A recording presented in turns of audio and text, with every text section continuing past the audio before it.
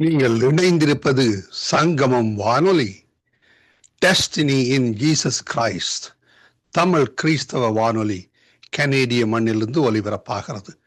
Mark 16:15, மத்தேயு 24:14 வசனத்தின்படி இயேசு சீசர்களை நோக்கி, நீங்கள் உலகெங்கும் போய் சர்வ சிருஷ்டிக்கும் சுவிசேஷத்தை பிரசங்கியுங்கள். ராஜ்யத்தினுடைய இந்த சுவிசேஷம் பூலோகம் எங்கும் உள்ள சகல ஜாதிகளுக்கும் சாட்சியாக பிரசங்கப்படும். அப்பொழுது முடிவு வரும் என்ற வசனத்தின்படி ஆத்துமாக்களை பரலோகத்தில் சங்கமிக்கும் வானொலி சங்கமம். சங்கமம் சங்கமம்.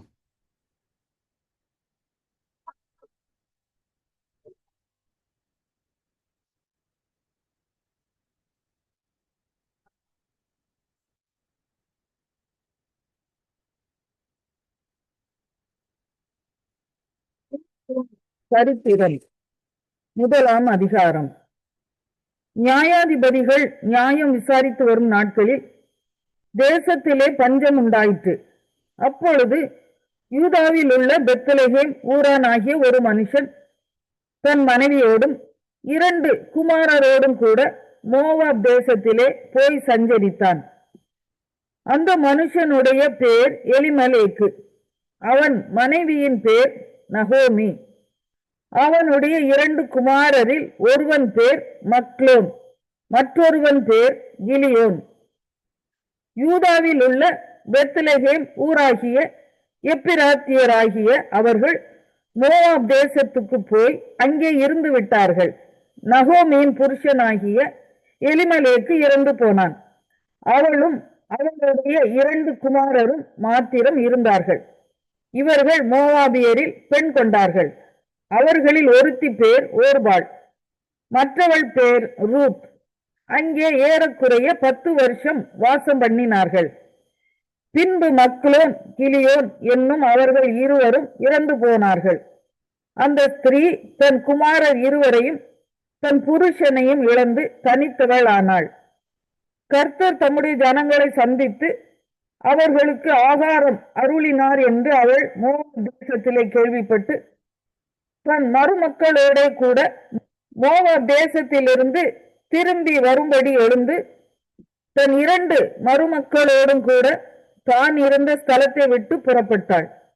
யூதா தேசத்திற்கு திரும்பி போக அவர்கள் வழி நடக்கையில் நகோமி தன் 2 மருமக்களையும் நோக்கி, நீங்கள் இருவரும் உங்கள் தாய் வீட்டுக்கு திரும்பி போங்கள்.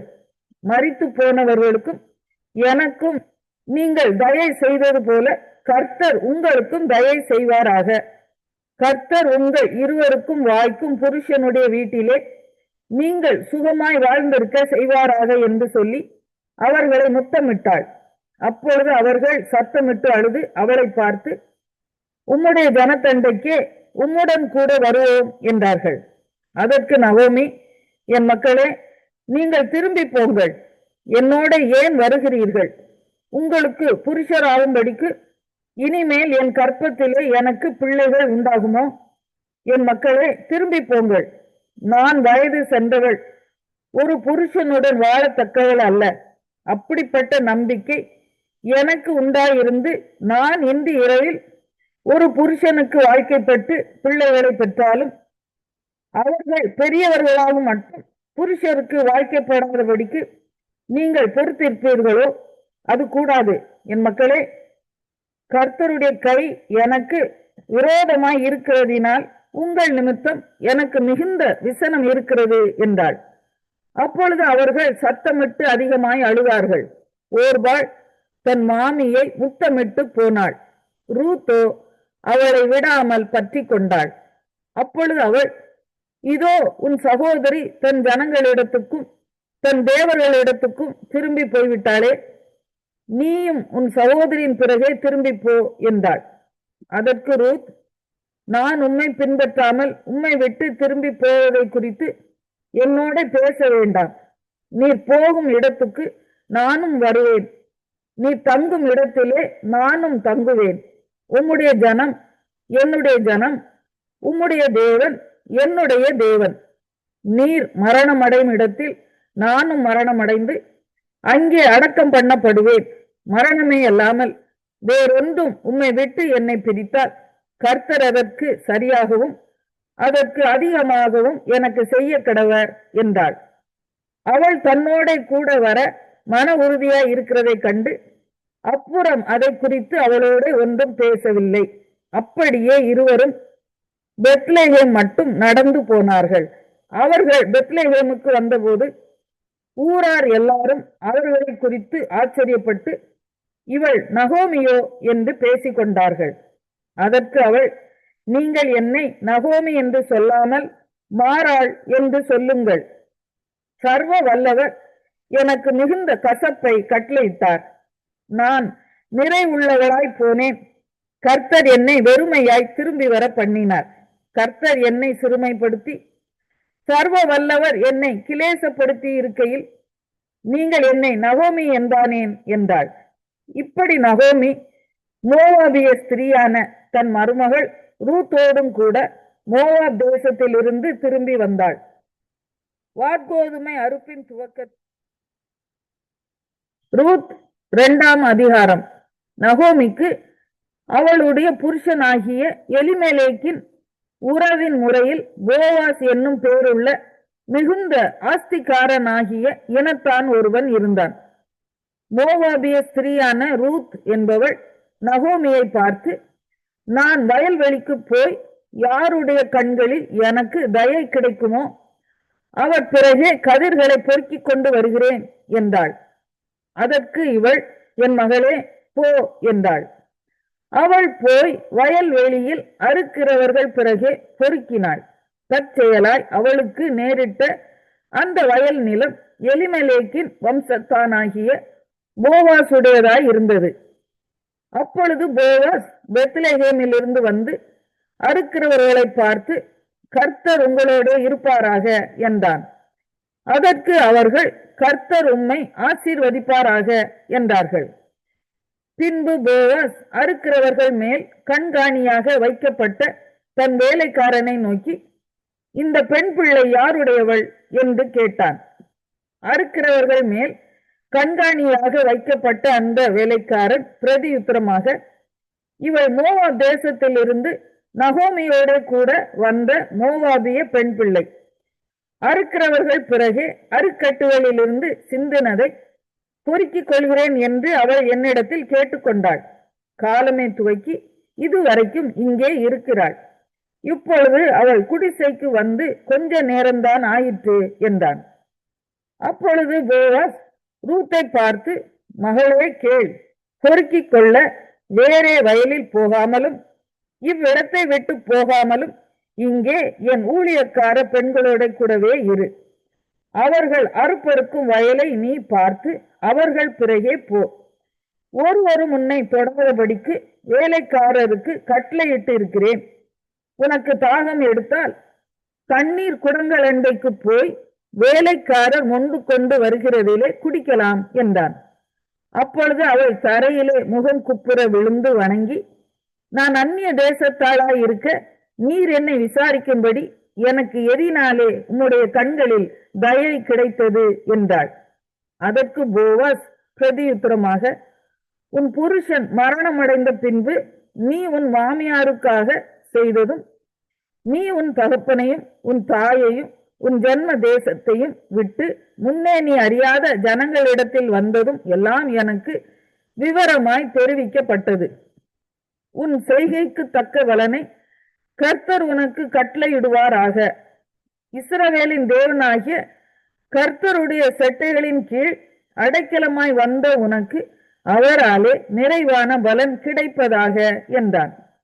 அதற்கு அவள், என் ஆண்டவனே, உம்முடைய கண்களில் எனக்கு தயை கிடைக்க வேண்டும். நான் உம்முடைய வேலைக்காரிகளில் ஒருத்திக்கும் சமானமாயிராவிட்டாலும் நீர் எனக்கு ஆறுதல் சொல்லி உம்முடைய அடியாளோட பட்சமாய் பேசினீரே என்றாள். பின்னும் போவாஸ் சாப்பாட்டு வேளையில் அவளை பார்த்து, நீ இங்கே வந்து இந்த அப்பத்திலே புசித்து காடியிலே உன் துணிக்கையை தோய்த்துக்கொள் என்றான். அப்படியே அவள் அறுப்பறுக்கிறவர்கள் அருகே உட்கார்ந்தாள். அவளுக்கு வறுத்த கோதுமையை கொடுத்தான். அவள் சாப்பிட்டு திருப்தி அடைந்து மீந்ததை வைத்துக் கொண்டாள். அவள் கதிர் பொறுக்கிக் கொள்ள எழுந்தபோது போவாஸ் தன் வேலைக்காரரை நோக்கி, அவள் அரிக்கட்டுகள் நடுவே பொறுக்கிக் கொள்ளட்டும், அவளை ஈனம் பண்ண வேண்டாம். அவள் பொறுக்கிக் கொள்ளும்படிக்கு அவளுக்காக அரிகளிலே சிலதை சிந்த விடுங்கள், அவளை அதட்டாதிருங்கள் என்று கட்டளையிட்டான். அப்படியே அவள் சாயங்காலம் மட்டும் வயலிலே கதிர் பொறுக்கினாள். பொறுக்கினதை அவள் தட்டி அடித்து தீர்ந்தபோது அது ஏறக்குறைய ஒரு மரக்கால் வாட்கோதுமை கண்டது. அவள் அதை எடுத்துக்கொண்டு ஊருக்குள் வந்தாள். அவள் பொறுக்கினதை அவளுடைய மாமி பார்த்தாள். தான் திருப்தியாய் சாப்பிட்டு மீதியாக வைத்ததையும் எடுத்து அவளுக்கு கொடுத்தாள். அப்பொழுது அவளுடைய மாமி, இன்று எங்கே கதிர் பொறுக்கினாய், எவ்விடத்தில் வேலை செய்தாய் என்று அவளிடத்தில் கேட்டு, உன்னை விசாரித்தவன் ஆசீர்வதிக்கப்படுவானாக என்றாள். அப்பொழுது அவள், இன்னாரிடத்திலே வேலை செய்தேன் என்று தன் மாமிக்கு அறிவித்து, நான் இன்று வேலை செய்த வயல்காரன் பேர் போவாஸ் என்றாள். அப்பொழுது நகோமி தன் மருமகளை பார்த்து, உயிரோடு இருக்கிறவர்களுக்கும் மரித்தவர்களுக்கும் தயவு செய்கிற கர்த்தராலே அவன் ஆசீர்வதிக்கப்படுவானாக என்றாள். பின்னும் நகோமி அவளை பார்த்து, அந்த மனுஷன் நமக்கு நெருங்கின உறவின் முறையானும் நம்மை ஆதரிக்கிற சுதந்திரவாளிகளில் ஒருவனுமாய் இருக்கிறான் என்றாள்.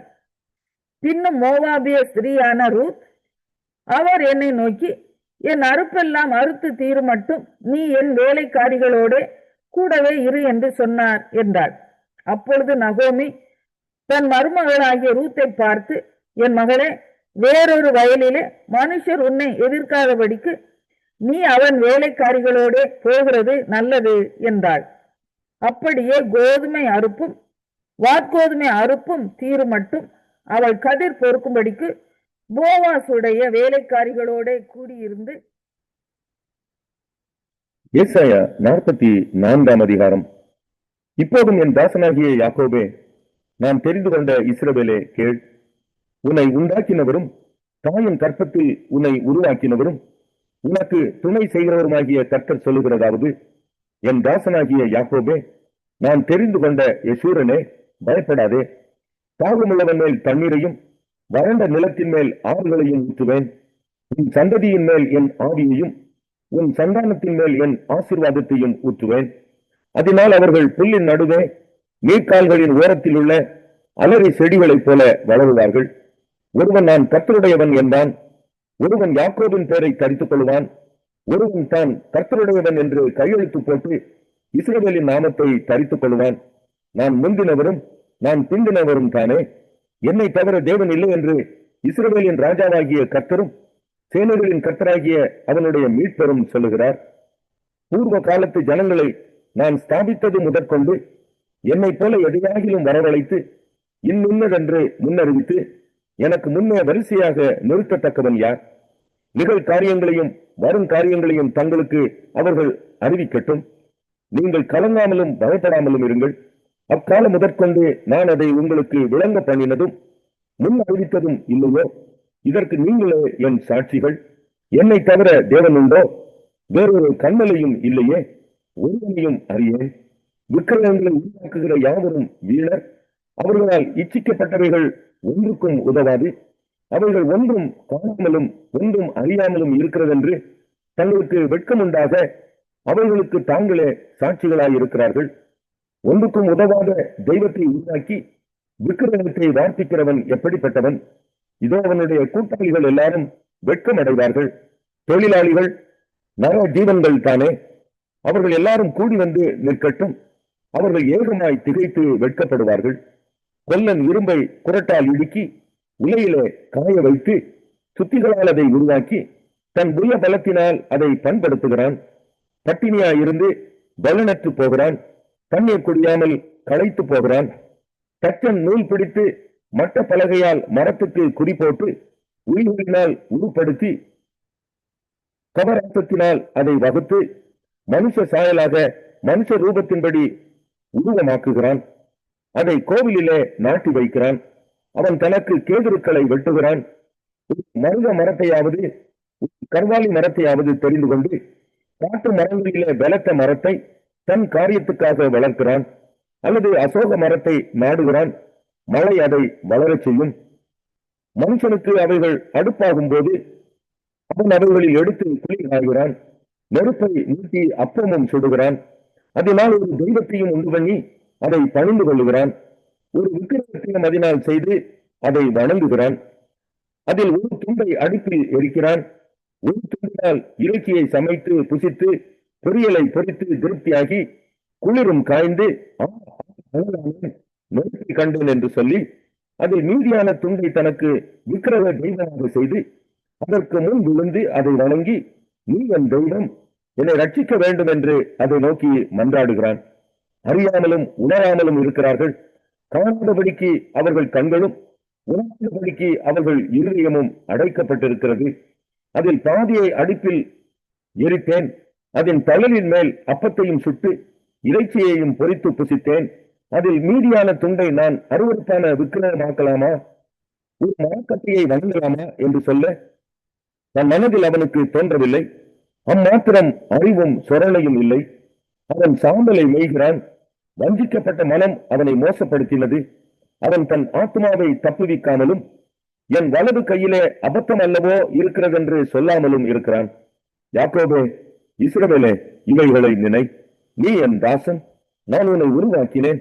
நீ என் தாசன், இஸ்ரவேலே, நீ என்னால் மறக்கப்படுவதில்லை. உன் மீறுதல்களை மேகத்தை போலவும் உன் பாவங்களை கால் மேகத்தை போலவும் அகற்றிவிட்டேன். என்னிடத்தில் திரும்பி உன்னை நான் மீட்டுக் கொண்டேன். வானங்களே கழித்து பாடுங்கள், கர்த்தர் இதை செய்தார். பூதலத்தின் தாழ்விடங்களே ஆர்ப்பரியுங்கள். பர்வதங்களே, காடுகளே, காட்டில் உள்ள சகல மரங்களே கம்பீரமாய் முழங்குங்கள். கர்த்தர் யாக்கோபை மீட்டு இஸ்ரவேலிலே மகிமைப்படுகிறார். உன் மீட்பெரும் தாயின் கற்பத்தில் உன்னை உருவாக்கினவருமான கர்த்தர் சொல்லுகிறதாவது, நானே எல்லாவற்றையும் செய்கிற கர்த்தர். நான் ஒருவராய் வானங்களை விரித்து நானே பூமியை பரப்பினவர். நான் தட்டுக்கதைக்காரரின் குறிகளை அபத்தமாக்கி குறி சொல்லுகிறவர்களை நிர்மூலராக்கி ஞானிகளை வெட்கப்படுத்தி அவர்கள் அறிவை பைத்தியமாக பண்ணுகிறவர். நான் என் ஊழியக்காரரின் வார்த்தையை நிலைப்படுத்தி என் ஸ்தானாபதிகளின் ஆலோசனையை நிறைவேற்றி குடியேறுவா என்று எருசலேமுக்கும் கட்டப்படுவீர்கள் என்று யூதாவின் பட்டணங்களுக்கும் சொல்லி அவைகளின் பாழான ஸ்தலங்களை எடுப்பிப்பவர். நான் ஆழத்தை நோக்கி வற்றிப்போ என்றும் உன் நதிகளை வெட்டாந்தரையாக்குவேன் என்றும் சொல்லுகிறவர். கோரேசை குறித்து அவன் என் மெய்ப்பன், அவன் எருசலேமை நோக்கி நீ கட்டப்படு என்றும் தேவாலயத்தை நோக்கி நீ அஸ்திபாரப்படு என்றும் சொல்லி எனக்கு பிரியமானதை எல்லாம் நிறைவே.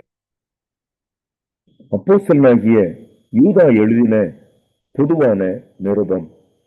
இயேசு கிறிஸ்துவனுடைய ஊழியக்காரனும் யாக்கோபினுடைய சகோதரனுமாய் இருக்கிற யூதா, பிதாவாகிய தேவனாலே பரிசுத்தமாக்கப்பட்டவர்களும் இயேசு கிறிஸ்துவினாலே காக்கப்பட்டவர்களுமாகிய அழைக்கப்பட்டவர்களுக்கு எழுதுகிறதாவது, உங்களுக்கு இரக்கமும் சமாதானமும் அன்பும் பெருக கடவுது.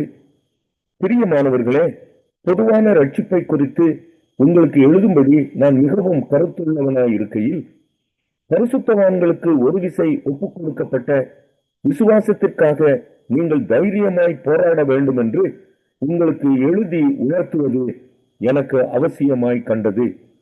ஏனெனில் நமது தேவனுடைய கிருபையை காம விகாரத்துக்கு ஏதுவாக புரட்டி ஒன்றான ஆண்டவராகிய தேவனையும் நம்முடைய கர்த்தராகிய இயேசு கிறிஸ்துவையும் மறுதலிக்கிற பக்தியற்றவர்களாகிய சிலர் பக்க வழியாய் நுழைந்திருக்கிறார்கள். அவர்கள் இந்த ஆக்கினைக்குள்ளாதவர்கள் என்று பூர்வத்திலே எழுதியிருக்கிறது. நீங்கள் முன்னே அறிந்திருந்தாலும் நான் உங்களுக்கு நினைப்பூட்ட விரும்புகிறது என்னவெனில், கர்த்தர் தமது ஜனத்தை எகிப்து தேசத்திலிருந்து வரப்பண்ணி ரட்சித்து பின்பு விசுவாசியாதவர்களை அளித்தார். தங்களுடைய ஆதி மேன்மையை காத்துக்கொள்ளாமல் தங்களுக்குரிய வாசஸ்தலத்தை விட்டுவிட்ட தூதர்களையும் மகா நாளின் நியாய தீர்ப்புக்கென்று நித்திய சங்கிலிகளினாலே கட்டி அந்தகாரத்தில் அடைத்து வைத்திருக்கிறார்.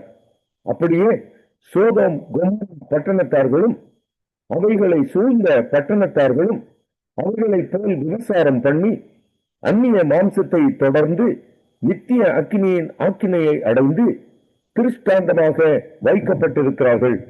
அப்படி போலவே சொப்பனக்காரராகிய இவர்களும் மாம்சத்தை அசுசிப்படுத்திக் கொண்டு கர்த்தத்துவத்தை அசட்டை பண்ணி மகத்துவங்களை தூஷிக்கிறார்கள். பிரதான தூதனாகிய மிகாவேல் மோசேயினுடைய சரீரத்தை குறித்து பிசாசுடனே தர்க்கித்து பேசின போது அவனை தூஷணமாய் குற்றப்படுத்த துணியாமல் கர்த்தர் உன்னை கடிந்து கொள்வாராக என்று சொன்னான். இவர்கள் தங்களுக்கு தெரியாதவைகளை தூஷிக்கிறார்கள். புத்தி இல்லாத மிருகங்களைப் போல சுவாபப்படி தங்களுக்கு தெரிந்திருக்கிறவர்களால தங்களை கெடுத்துக் கொள்ளுகிறார்கள். இவர்களுக்கு ஐயோ! இவர்கள் காயினுடைய வழியில் நடந்து பிலேயாம் கூலிக்காக செய்த வஞ்சகத்திலே விரைந்தோடி கோரா எதிர்த்து பேசின பாவத்திற்குள்ளாகி கெட்டு போனார்கள். இவர்கள் உங்கள் அன்பின் விருந்துகளில் கரைகளாய் இருந்து பயமின்றி கூட விருந்துண்டு தங்களை தாங்களே மேய்த்துக் கொள்ளுகிறார்கள். இவர்கள் காற்றுகளால் அடியுண்டு ஓடுகிற தண்ணீரற்ற மேகங்களும் இலை உதிர்ந்து கண்ணிற்று இறந்து கடை செத்து வேறிட்டு போன மரங்களும் தங்கள் அவமானத்தை நிதி தள்ளுகிற அமளியான கடல் அலைகளும் மயக்கம் தப்பி அலைகிற நட்சத்திரங்களுமாய் இருக்கிறார்கள். இவர்களுக்காக என்றென்றைக்கும் காரில் வைக்கப்பட்டிருக்கிறது. ஆதாமுக்கு 7ஆம் தலைமுறையான ஏனோக்கும் இவர்களை குறித்து இதை எல்லாருக்கும் நியாய தீர்ப்பு கொடுக்கிறதற்கும் அவர்களில் அவபக்தி உள்ளவர்கள் யாவரும் அவபக்தியானை செய்து வந்த சகல அவபக்தியான கிரியைகளின் நிமித்தமும் தனக்கு விரோதமாய் அவபக்தியுள்ள பாவிகள் பேசின கடின வார்த்தைகள் எல்லாவற்றின் நிமித்தமும் அவர்களை கண்டிக்கிறதற்கும் 1000 தனது பரிசுத்தவான்களோடு கூட கர்த்தர் வருகிறார் என்று முன்னறிவித்தான். இவர்கள் முடிவெடுக்கிறவர்களும் இச்சைகளின்படி நடக்கிறவர்களுமாய் இருக்கிறார்கள். இவர்களுடைய வாய் இருமாப்பானவைகளை பேசும், தற்பொழிவுக்காக முகஸ்துதி செய்வார்கள். நீங்களோ பிரியமானவர்களே, நம்முடைய கர்த்தராகிய இயேசு கிறிஸ்துவின் அப்போஸ்தலரால் முன் சொல்லப்பட்ட வார்த்தைகளை நினைவு கூறுங்கள். கடைசி காலத்திலே தங்கள் துன்மார்க்கமான இச்சைகளின்படி நடக்கிற பரியாசக்காரர் தோன்றுவார்கள் என்று உங்களுக்கு சொன்னார்களே. இவர்கள் பிரிந்து போகிறவர்களும் ஜென்ம சுவாபத்தாரும் ஆவி இல்லாதவர்களுமாமே. நீங்களோ பிரியமானவர்களே, உங்கள் மகா பரிசுத்தமான விசுவாசத்தின் மேல் உங்களை உறுதிப்படுத்திக் கொண்டு பரிசுத்த ஆவிக்குள் ஜெபம் பண்ணி தேவனுடைய அன்பிலே உங்களை காத்துக்கொண்டு நித்திய ஜீவனுக்கு ஏதுவாக நம்முடைய கர்த்தராகிய இயேசு கிறிஸ்துவனுடைய இரக்கத்தை பெற காத்திருங்கள். அல்லாமலும் நீங்கள் பகுத்தறிவுள்ளவர்களாய் இருந்து சிலருக்கு இரக்கம் பாராட்டி சிலரை அக்கினியில் இருந்து இழுத்துவிட்டு பயத்தோடு ரட்சித்து மாம்சத்தால் கரைப்பட்டிருக்கிற வஸ்திரத்தையும் வெறுத்து தள்ளுங்கள். வலுவாதபடி உங்களை காக்கவும் தமது மகிமையுள்ள சன்னிதானத்திலே மிகுந்த மகிழ்ச்சியோட உங்களை மாசற்றவர்களாய் நிறுத்தவும் வல்லமை உள்ளவரும் தாம் ஒருவரே ஞானமுள்ளவருமாகிய நம்முடைய இரட்சகரான தேவனுக்கு கனமும் மகத்துவமும் வல்லமையும் அதிகாரமும்